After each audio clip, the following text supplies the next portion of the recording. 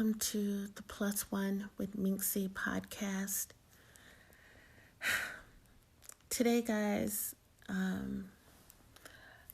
really don't know where this conversation will end. As always, I just speak from the heart. It's been a while since I recorded a podcast. I recorded one, and it really just was some pain and conversations that I really wasn't ready to share. So it's going to sit in my drafts for a while. As you guys know, I'm on this journey.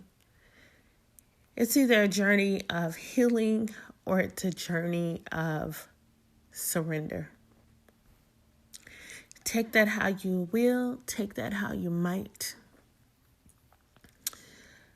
I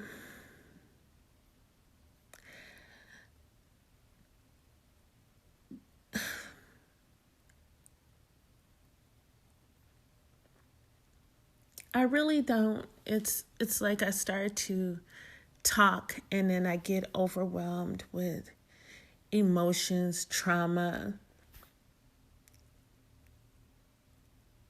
insecurities, self-loathing, and just a general feeling of just being tired. But guys, this is depression. This is post-traumatic stress disorder, complex post-traumatic stress disorder. This is that word that I keep saying to you, trauma.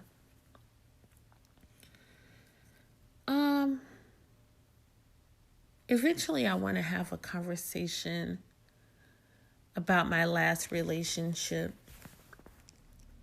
and I don't know if today is that day. I really don't know. But I've been having some conversations with my ex. He comes and goes out of my life even when I leave. And that is all me. That's all me. That's all me. And that's something I'm on a journey to understand. Like, why do I unblock? Why do I pick up? Why do I feel this connection that I do feel is one-sided? Why am I allowing myself to be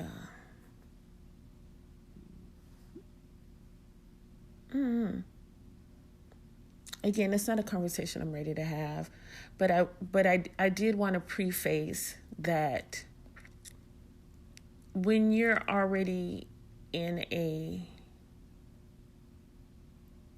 space, a dark space, the last thing you should do is enter into a relationship.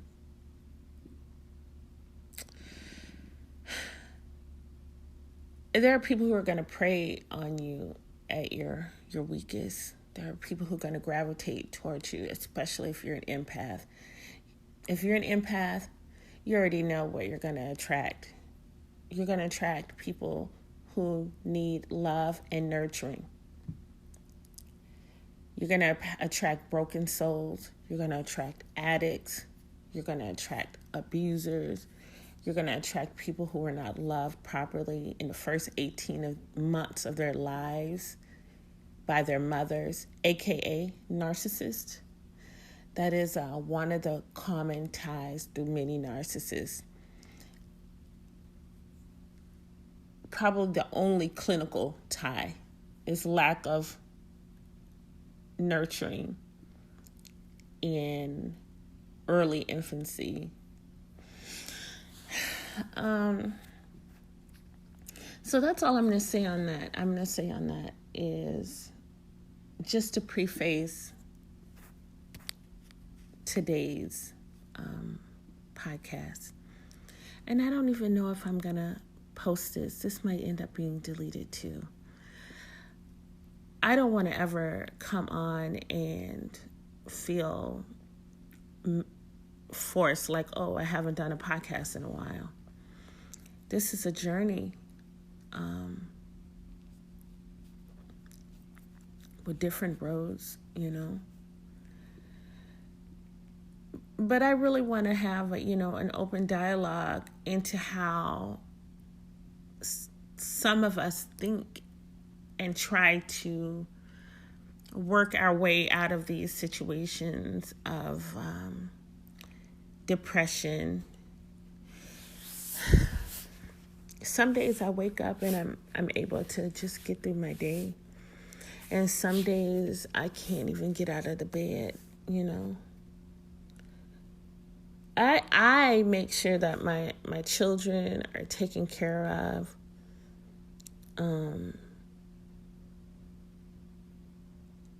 And that they still get to have some joy, get out, play, go to things. It's hard for me. Sometimes they see it. Most of the time I hide it. But sometimes I'll just find myself crying. Or cringing when somebody tries to touch me. Just a touch. I don't like to be touched. I don't like people too close to me. And that's crazy because I was so affectionate as an auntie, as a mom, in relationships. I love touch. But now it's symbolic of trauma, I'm going to keep saying that word trauma until you guys start realizing the effects that your behaviors can have on other people, how it can destroy their lives, whether it's physical abuse, verbal abuse, emotional abuse, sexual abuse,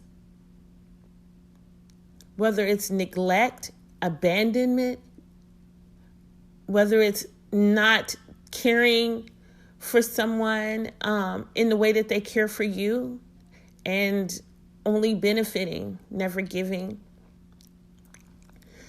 I'm going to keep saying it because I hope that somebody listening reevaluates the way that they treat someone that they love. It may bring some understanding. So I don't even know, y'all. I really don't. I know I don't have it all together. And I would tell anybody to get therapy. But I don't think that will is where I'm at right now. I've had therapy before, just short-term cognitive behavioral therapy. You know what the doctor said to me? He said, he was great. Like the one time I felt comfortable around somebody and sharing everything that I've been through. He said, you know exactly the effects of trauma on your life. He said, you've been honest and transparent. He said, the staff and the other people here, they love you. He said, I'm sure that's what you've had throughout your life. He said, you don't sugarcoat your responsibility in some of the things that have happened to you. He said, you take full accountability. And he says, you see things exactly as they are. He said, I don't think you'll benefit from group therapy or one-on-one therapy. He said, where you are is where we try to get people. He said, the truth of the matter is, these things happen to you. He said, you've had things happen to you more so than other people. And he was like, you put this pressure on yourself like, well, it could have been worse. Other people have been through worse. He said, but your experiences are valid. Now I'm paraphrasing a little bit, but honestly, this is how he diagnosed me. when I have a clinical diagnosis of post-traumatic stress disorder. And the reason I got help is two girls. One girl I knew since MySpace. I didn't know she was that young. She just started talking to me on there. She said she was like a fan. And she would talk to me. I talked to her. And now that I know that she was really, really, really young, she was being trafficked. At the time, I thought she was being abused and she was being prostituted by her boyfriend. But I didn't know until she made a Facebook post years later that said something like, who has their own townhouse, car, and job in college at only 19? So when she said that, I realized she was only 13. If I had known she was 13, y'all, I would have been wherever she was with the police getting that child. Now, she has a good life now. She gave up on men. She's been with the girl for a long time. And she's doing amazing. And if you're listening to this, I know you probably are because you're a supporter. You're a good heart. I'm so proud of you. If I had known all those times that you were telling me what was going on, and I was telling you to leave, that you were a child, I wouldn't have allowed you to stay in that. You have supported me over the years. I don't want to give too many clues because if I speak too much on how we've supported each other, that would be violating your privacy. But I'm so proud of you, girl. I'm so fucking proud of you. I might be one of the few people that even know what you went through. I am so proud of you for getting an education. I'm so proud of you for starting your own businesses. I'm so proud of you for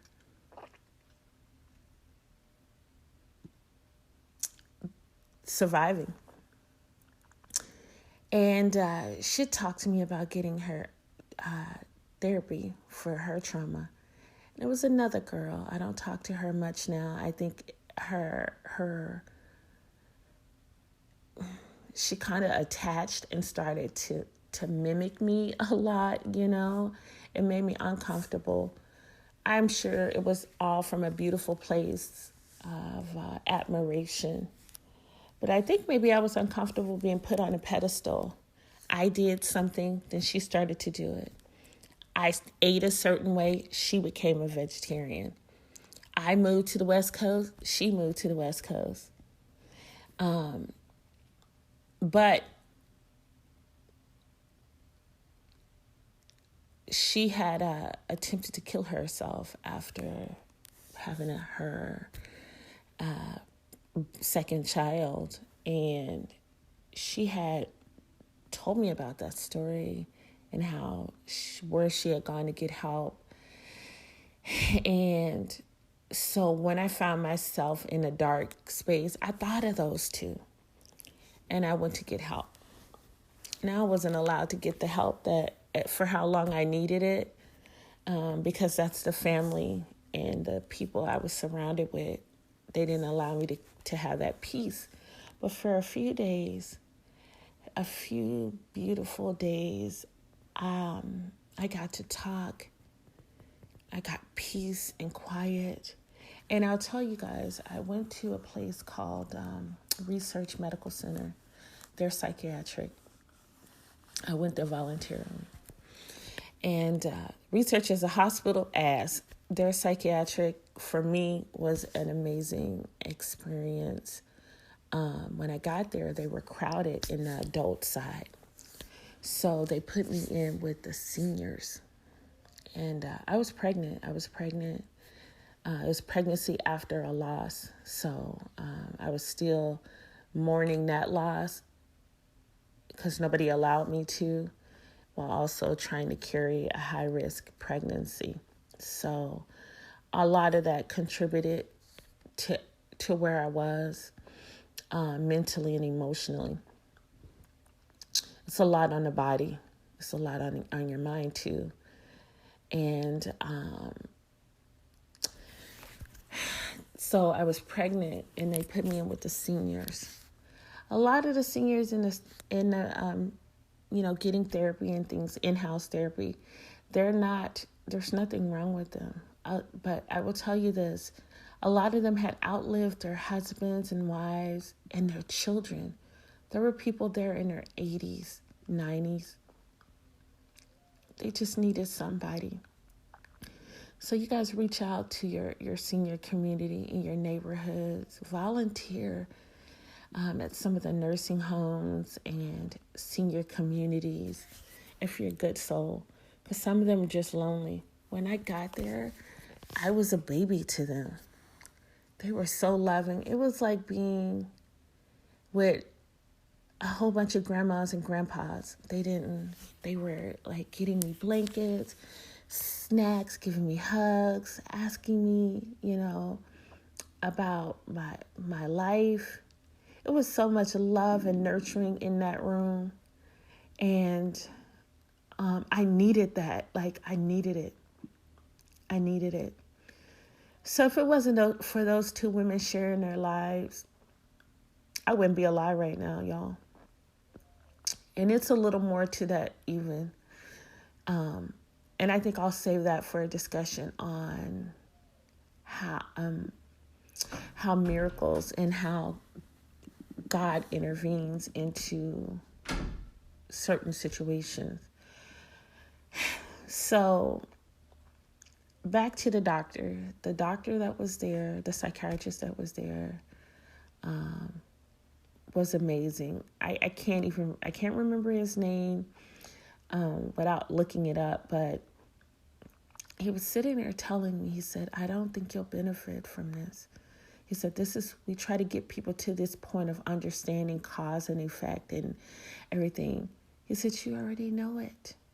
He said, you're so transparent. You accept what can be changed, what can't change. And your understanding of what has happened he was like, it is the way it happened. So he said, I think what I want you to do is cognitive behavioral therapy. He said, I want you to do self-guided therapy. He said, I can give you medication. He said, but the medication is for people who have chemical imbalances that cause psychiatric issues like depression. You guys have to remember, when somebody tells you that they suffer from depression, ask them what type. If it's clinical depression, that is a medical illness, meaning their hormones, whether they have some form of brain damage is the cause of it. Hormonal imbalances is the cause of it. It's not trauma. So you won't be able to talk them out of their depression because their depression isn't based on trauma. It's based on how their brain processes the chemicals in their body or brain damage. So you can't talk them out of it. That's what people don't understand. When somebody has that and it's not based on a reality, that's why a lot of them have higher suicide rates. For them, the solution is medication. But when it's trauma-based depression, that's totally different. And he said, you set goals. Like he said, you do a lot. You multitask until you're doing everything for everybody. And you won't allow yourself to have a break to say, hey, this is too much. He said, I want you to get up every day and I want you to just set one goal. He said, one goal, nothing big. He said, if your goal is to put your shoes on and go outside and breathe a fresh breath of air, do it. And I'm paraphrasing a little bit, but this is pretty much exactly how he said it, which is funny because I said I'm paraphrasing. And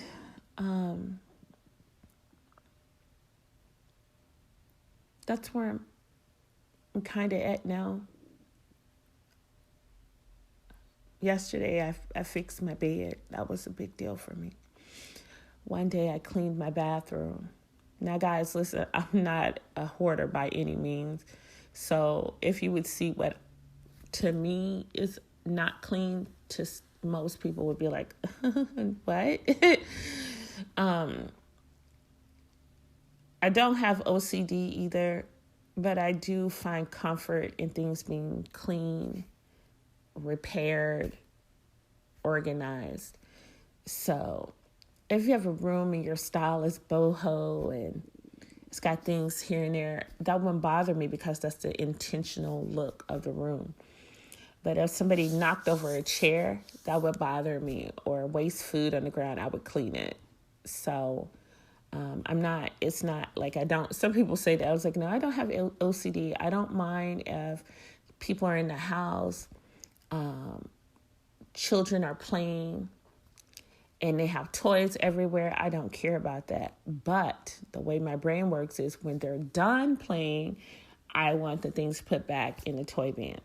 So it's kind of like that. So if you were ever in my home, you would be welcome. I wouldn't care if you spilled something. I would clean it up. I wouldn't care if you laid on the sofa. I want you to be comfortable. But when you're gone, I want the sofa, back the way it was.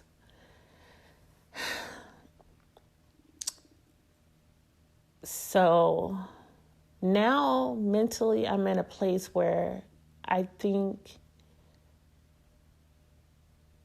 I'm going to look into medication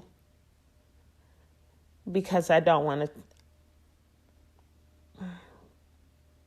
Talking is not what I want to do. I don't want to revisit. And there'll come a time sometimes when you guys feel really, really, really too overwhelmed. Like I'm not even having a break from this feeling. The things that I think I want in my life or to do,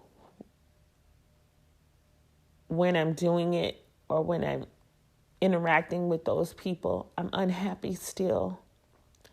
I don't know if it's because I remember what they did to me, and then I have a secret, like a repressed thing that's like, oh, you can have done all of these things and you're just laughing or, like acting like, oh, okay, well, since that happened, a couple of weeks ago, let's just move on.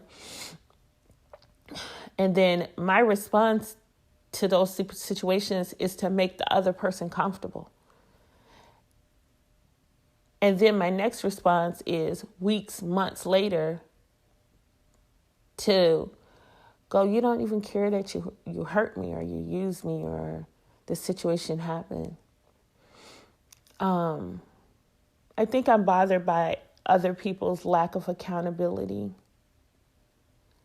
and change. Do you hear me? Sometimes people will give you fake accountability. And I say fake accountability because it never changes. There's a lot of root for blame. Like I only acted like this because, or I did this, but the behavior doesn't change. I'm not a perfect person. I can say this though, I've never intentionally hurt anybody. And when I have hurt other people, even people who hurt me, even, people that you view as an enemy or view you as an enemy, I have so much guilt, like guilt, like allowing somebody to alter your character. I don't understand people who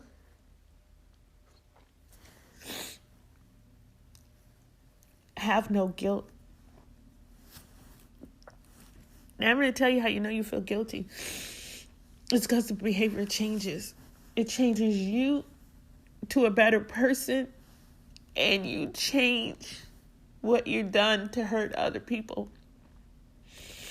I have hurt people. I didn't do it again. It changed me.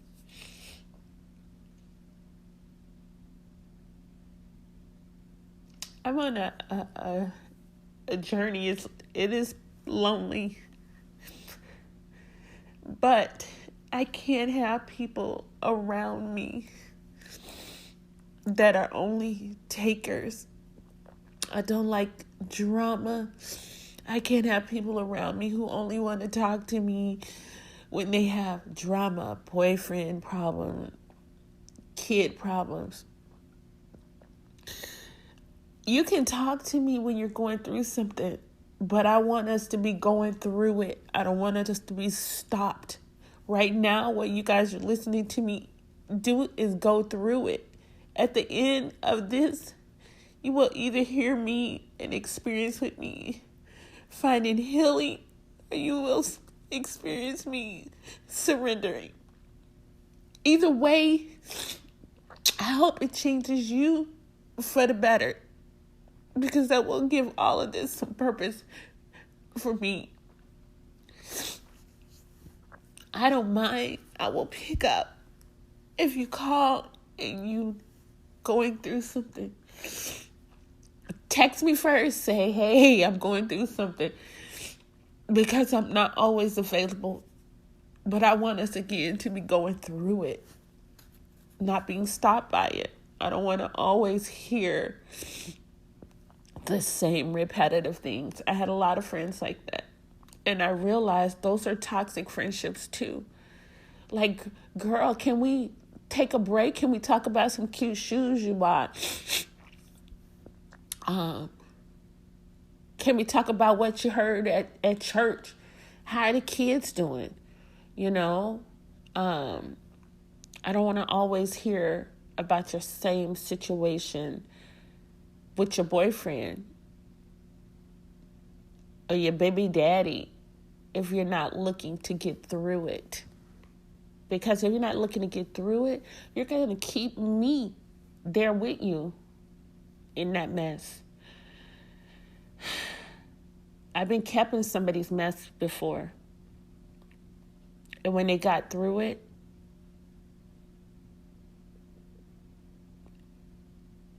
I was left with the effects, of being kept in someone else's darkness, their mess. And they left me there. Honey, they left me there like, shit, I'm shining now. I don't give a fuck if you shine. But hold up, I might need you again. That type of situation.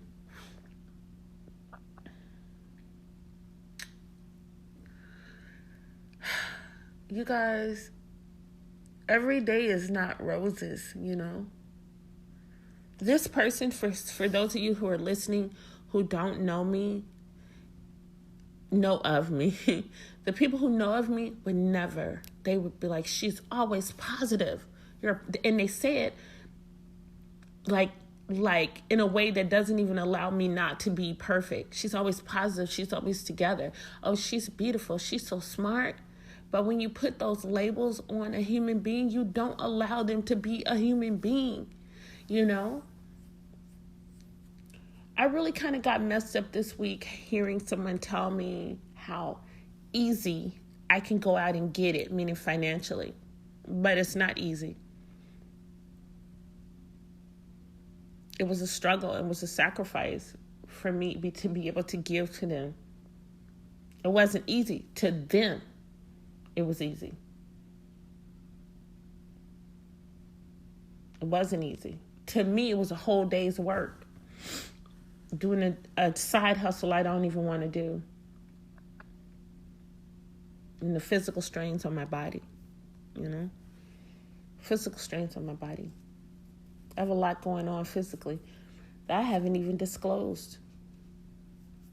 And honestly, I won't. And it might not be the right thing to do. But I'm not. Because it's sometimes you just need your peace. Especially where you won't find support.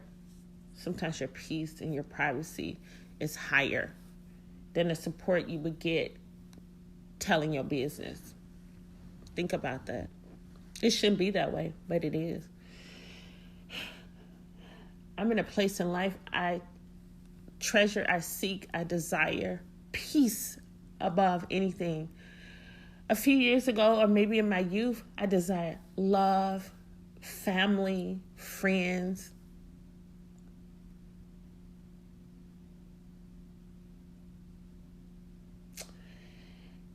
And now, having lived, traveled, had thousands of people who called me friend, but always feeling alone.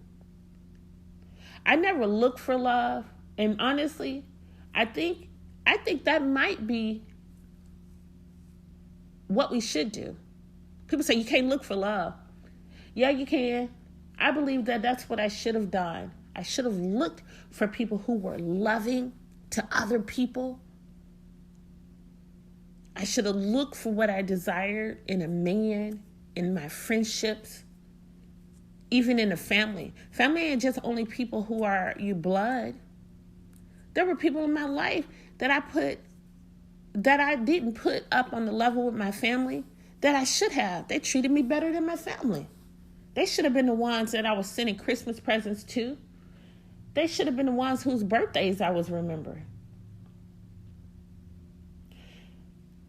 That might be the mistake I made, not looking for love. I always let people gravitate to me. I should have been gravitating to what I desired. Now, all I want is peace, a moment of peace. That's it. That's all I want. Just a day. Like, it ain't no bullshit, no toxic people draining me, not filling me back up.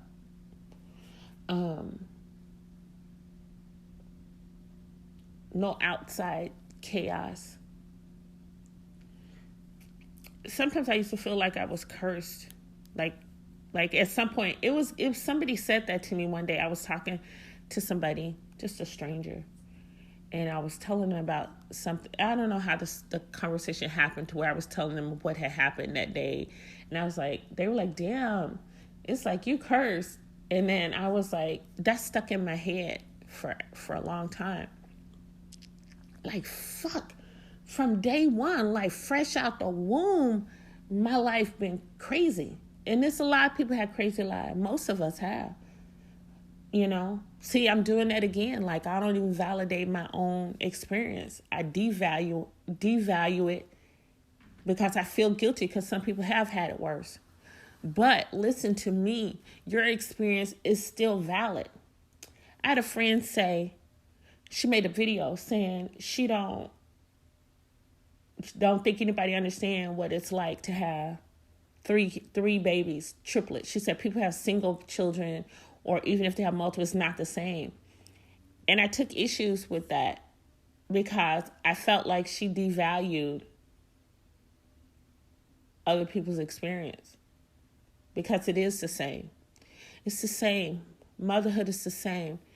If you got one child and it's a burden, I don't want to use the word burden, but let's be real here. Sometimes a burden is anything that feels overwhelming to you. Some people are overwhelmed with just one child and they have a nanny. And some people got 10 children and they have perfect organization. Everybody have a routine. They get the schoolwork done. They help get them food out. And they all help with the bedroom routine. And they feel their shit is in control, you know. What makes us the same is how our brain is processing it. That feeling of being overwhelmed as a mother, the same. It don't matter how many kids you got. The feeling of loss when you lose a child, whether you lose it in the first few weeks of pregnancy or you lose your child at 18, the pain is the same. The time and quantity are different. So there's unity and sisterhood in the pain, in the survival, in the expressions of emotions. That's what makes us the same, without minimizing anybody's journey. And if you're listening, you know I love you. But that's just a message. Why I'm sending that message is, don't differentiate when you're in need of support and love. You may find it in a mother who only has one child. But if her experience mentally is the same, you may find a sister in that person, the support in that person.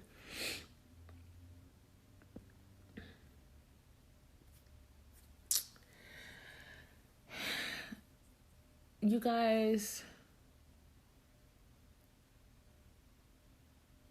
it's kind of like that verse, and I know people turned it into a trend, but that Kanye verse from the spoken word.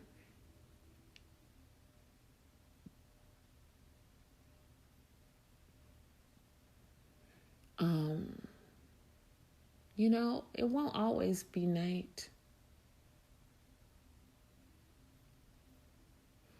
It won't always be night, even if you are not ready for the day. So I treasure moments.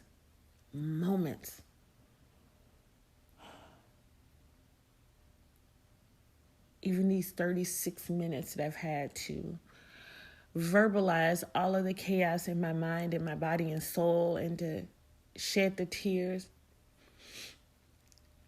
I cry more than I smile. But when I smile, people say, wow, you have a beautiful smile. You made my day. Those moments that I get to make somebody else's day through acts of kindness, that's healing to me.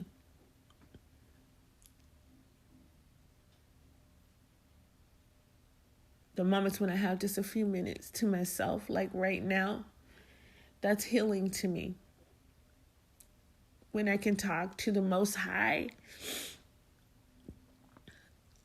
and I get a sign, maybe I'm looking for signs, maybe it's no signs. But even if I feel that it's a sign, that's healing to me.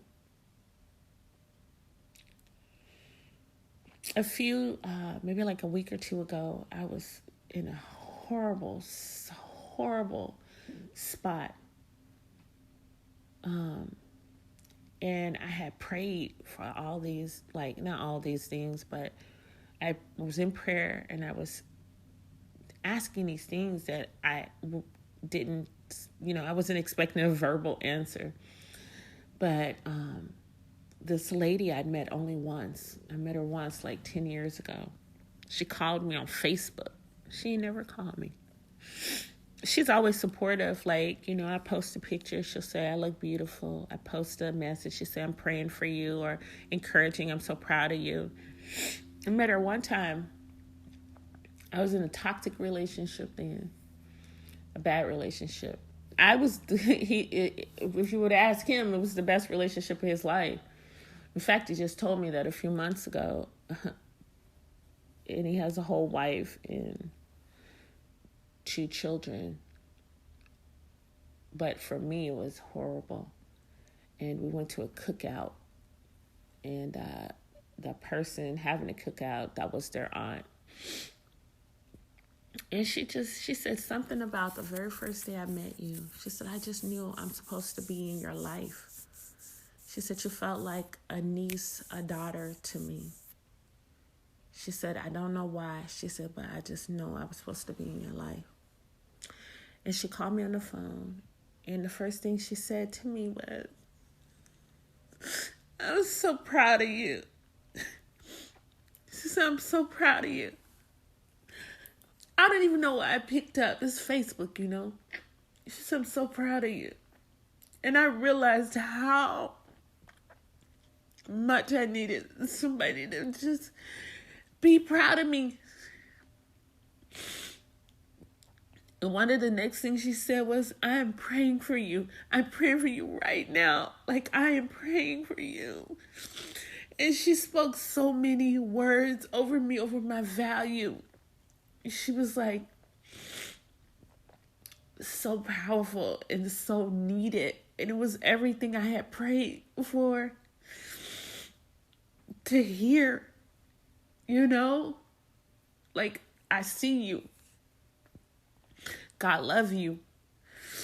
I'm praying for you. Now, I'm not just saying I'm praying for you. I'm literally praying for you right now. I'm praying over you. I'm praying for you.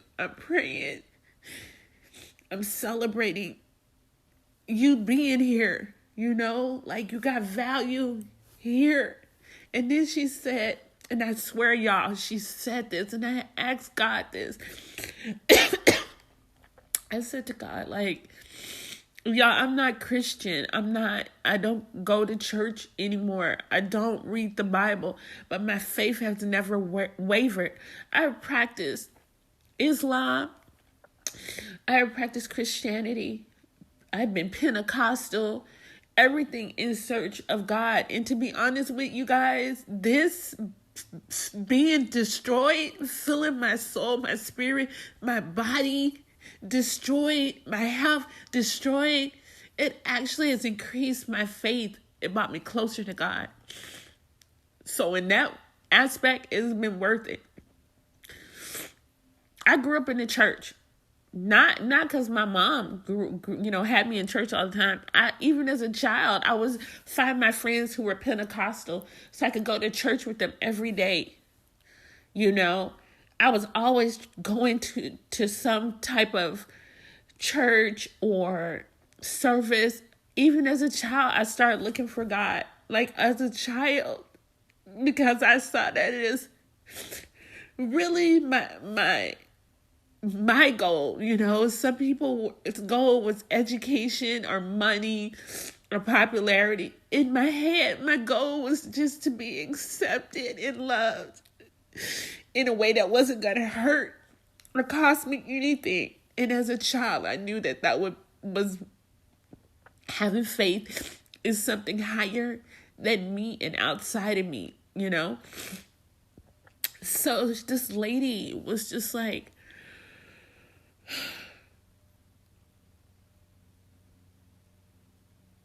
saying these things, and she would have no way of knowing. My soul, my spirit needed to hear.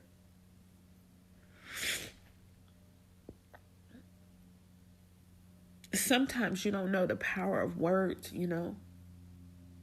Somebody could just be mean to you or honk their horn at you, and you at a spot where you just can't take no more.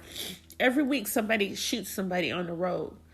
You know what I mean? I think about that before I honk a horn because somebody just didn't see the light change. I think about that when somebody cuts me off or they need to just get over a little bit. I posted a video on my TikTok, and I just posted it today, of a car on top of the temporary barrier they had put up. And you know what? I may take that down, honestly, because I posted it, and I'm be transparent because I knew it would get views. But now that I think about it and knowing the area, and I knew the people were okay, I bet you they wrecked just because nobody would let them over. There's so much insensitivity. It's rush hour traffic. It's a big city where I walk, and there is like so many construction on the freeway and temporary lane changes and things like that. And hopefully they didn't try to take their life, but they hydroplaned on top of it and the car was stuck on top of it. But I bet you somebody just wouldn't let them over, even though they weren't going to get to their destination any faster. You know what it is every day. You get in rush hour, you know what it is. But we express anger. You don't know what that person's going through that day. Your actions, your words have power.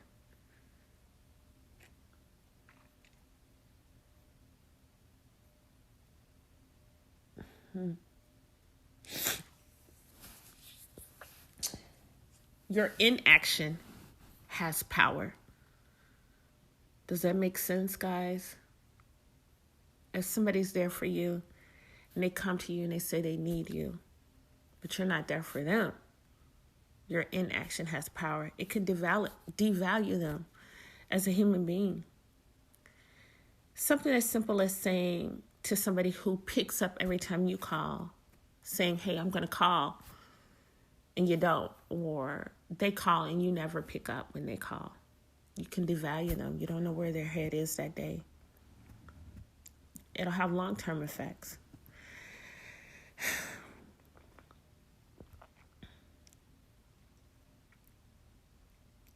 Now, one person has asked me why I have been so vulnerable on this platform. On every platform, I'm a different person.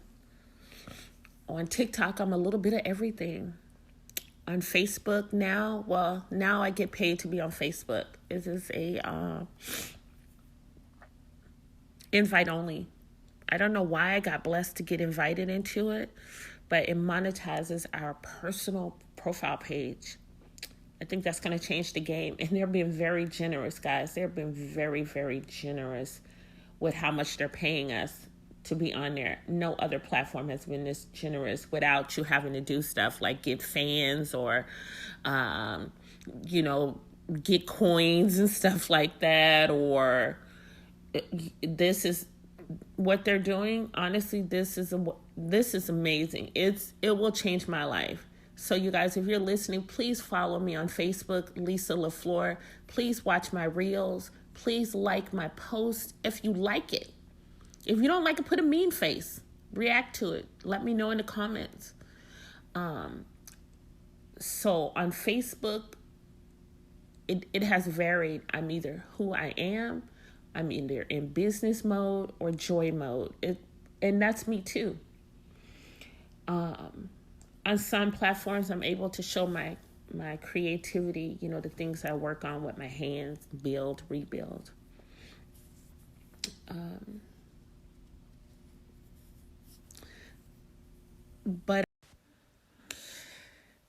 So I'm back, guys. I had a incoming call come in.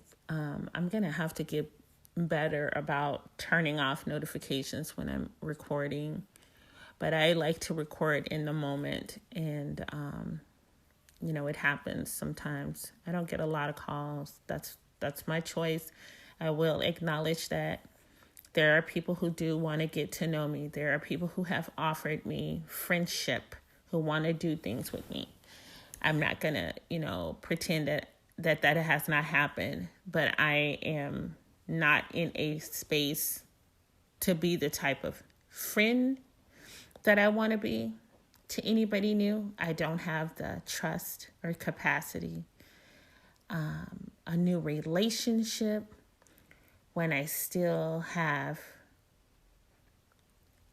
this tie to my last relationship and interactions. I'm very big on respect and building a solid foundation. And there's healing that has to come there before I can be a whole woman to somebody else. And that will probably, again, that's something I'll talk about probably this time next year.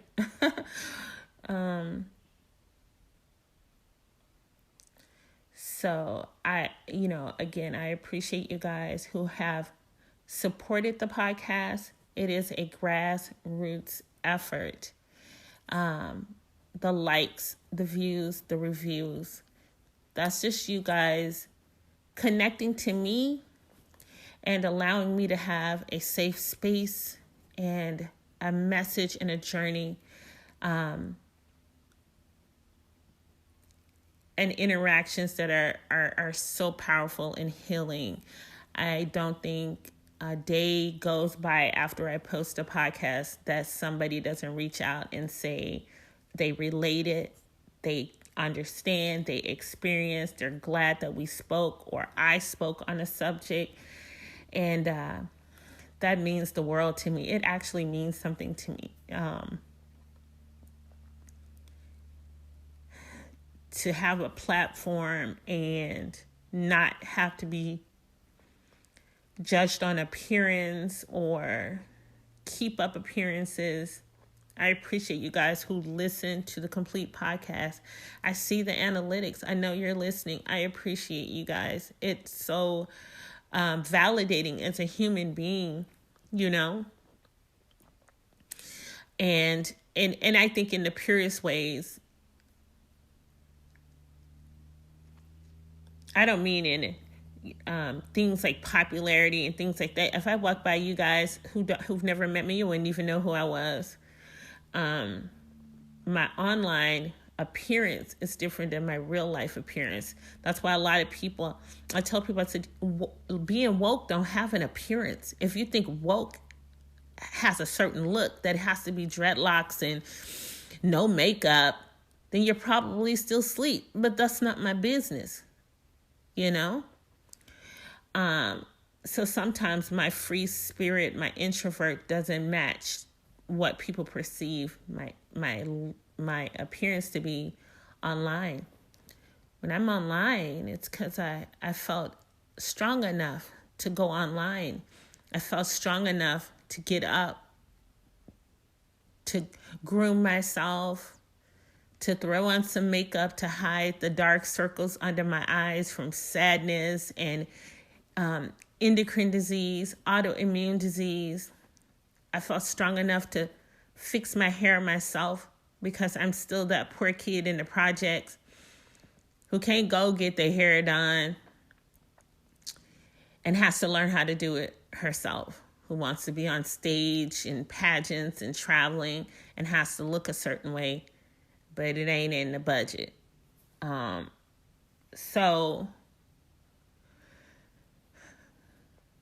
please, please, please, just because somebody's not on social media crying, it doesn't mean that they're not going through some things. We all go through things every day.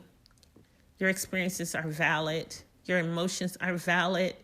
And this is for people who need validation, who literally deserve it, deserve to be acknowledged, deserve to be celebrated. We all deserve that.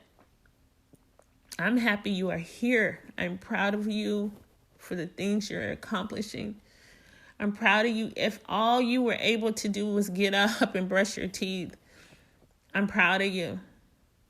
For those mamas who do it all and have to get bashed, have to humiliate themselves just to get $20 in child support. For the mamas at the food stamp office just trying to make a way. I want to validate you. For that girl in a relationship giving everything of herself for the love of a black man and feeling like she's not enough. Feeling like, why isn't she enough? Feeling like, how can somebody who's not enough dictate that I'm not enough? Get into my head, my body, my soul, my spirit so much and make me hate myself while the world loves me. Y'all are why I'm doing this. Y'all are why I'm doing this.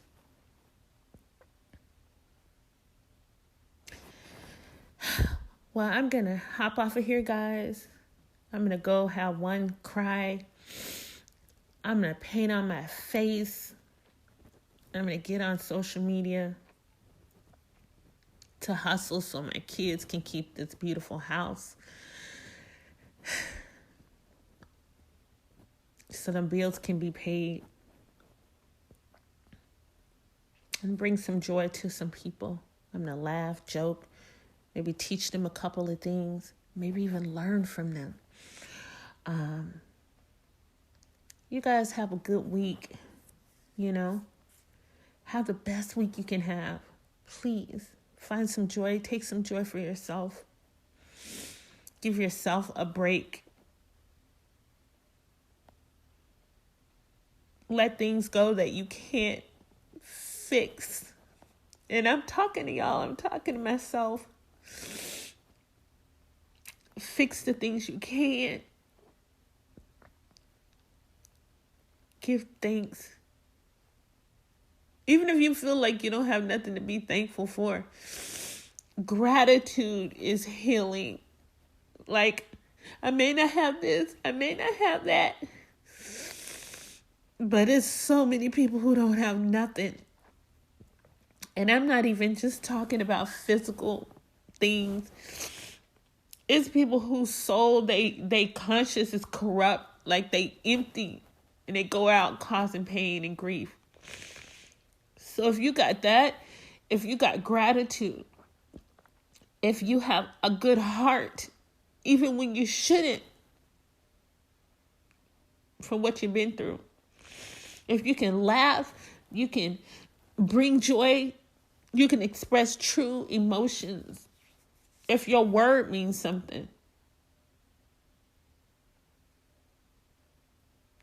if you got talent, if you can bring some joy to somebody else outside of yourself when you feeling broken, you don't have joy, you got something to be grateful for. And I'm talking to myself too, you know? I'm talking to myself. This is the conversations I have in my head. You know, we all have conversations in our head. If you don't have no conversations in your head and your brain just boom, they ain't talking to you. Thinkers are always thinking. Doers are always thinking. Lovers are always thinking. You know. But you guys, make it through this day. The next day and the next day and the next day. Through this week. Whatever you have to do or don't do. We're going to work it out, y'all. We're going to work it out. Thank you for joining me, Minxie, for the Plus One with Minx podcast. I appreciate y'all.